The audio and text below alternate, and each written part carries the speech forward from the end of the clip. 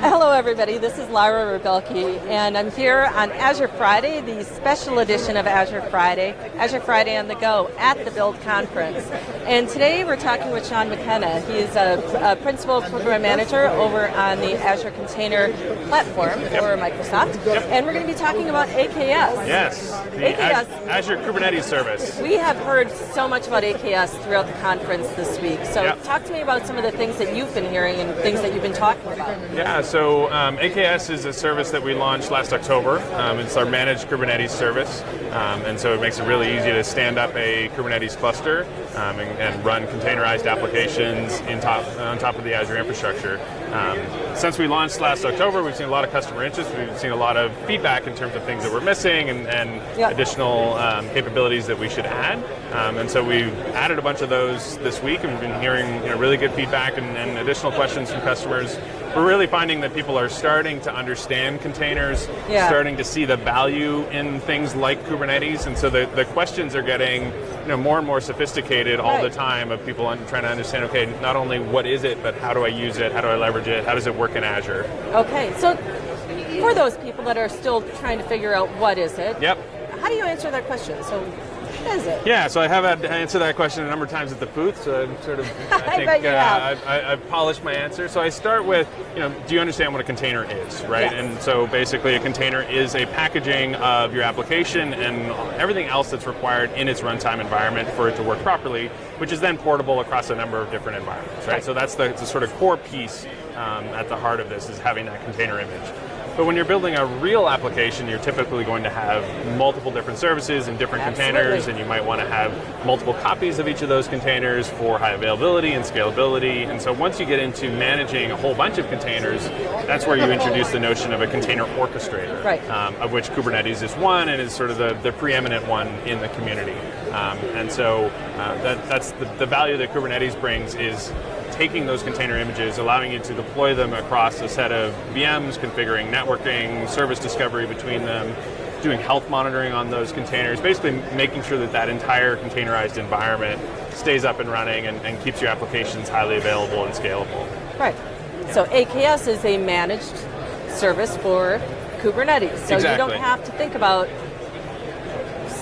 setting up your own virtual machines and configuring your containers. Right, we set all of that up for you. And so one of the questions we get is, from people that are new to this, is like, is Kubernetes a Microsoft product, or how does that work? And Kubernetes is a community project. It's in fact managed by an open source foundation called the Cloud Native Computing Foundation. And what we do is take that open source project, that community project that you can run really in any environment, and make it easy to run it in Azure. So as you say, don't have to configure the virtual machines, don't have to set up everything that's required to set up Kubernetes, which is quite a complex thing to do. Absolutely. And turn that into a couple of clicks so that you can then just focus on building your containers and your containerized applications. I talk to a lot of customers who they just haven't been able to get Kubernetes up and running in their own data center because it is pretty complex. And so what you've done is just minimized a lot of the complexity, took care of a lot of the setup, the machine infrastructure. It's just give me that endpoint where I can send my containers and help you manage them. Absolutely. In fact, we even hear customers now that are saying, like, can you completely take away the VMs? Not only make it easy to set it up, but take away the VMs altogether, which is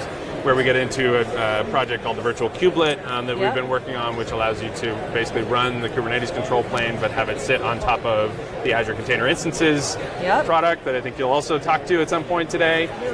And so we're seeing a lot of interest in kind of continuing to move up the abstraction stack and away from the underlying infrastructure and allow me to just focus on my containers, focus on my application layer, and hey, you Azure, you take care of all the hard work of managing the underlying machines. Great. Now, to get very specific, there were some things that we did announce this week, and some good improvements that just made things a lot easier for anybody who wants to stand up an AKS cluster. So what are some of the things that you found were really exciting for the people that were coming to the booth? Yeah, so there's some things that we did that were just removing major blockers that people have been complaining about. So the number one issue that people had with the AKS service previously was you couldn't deploy it into an existing virtual network. So if you wanted to have it interact with other resources in your environment, you couldn't do that. So we've removed that blocker. You can now deploy an AKS cluster into your VNet. You can set the IP range that you want so that it doesn't overlap with other resources that you might have. either in Azure or back on-prem over your express route. So all of that is taken care of, which is a major blocker for a lot of customers. Huge. And then there's a couple of deeper integrations that we've done to try to make it easier to get your applications up and running and provide visibility into them. So one of them is we provided an application routing capability,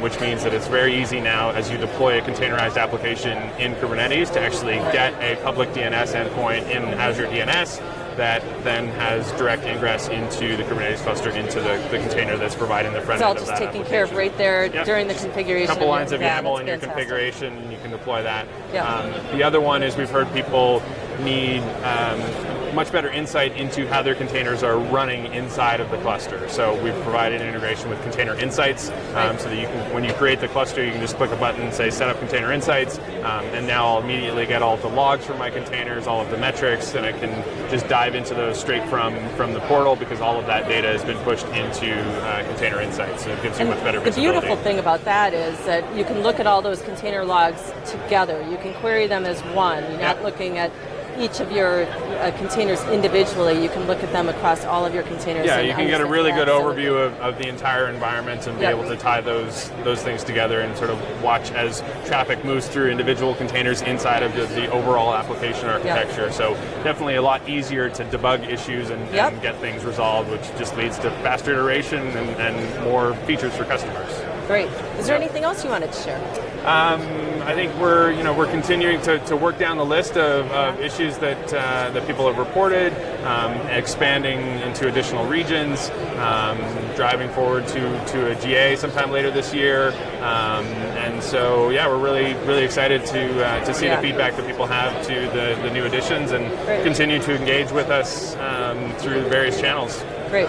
So where can we go to learn more and stay up to speed and maybe even try it out? Yeah, absolutely. So if you go to aka.ms/try AKS, that'll lead you to our tutorials here in the Azure documentation, and that'll walk you through starting from scratch, creating a container, setting up AKS, setting up a container registry, sort of the soup to nuts tutorial of getting started with containers, getting started with Kubernetes, and kind of just get your feet wet, and then you can dive into all of the deeper reference material right there in the documentation. Right, and that'll take you then to maybe bringing in your own applications and understanding how to do that with your own applications. Right, exactly. All right.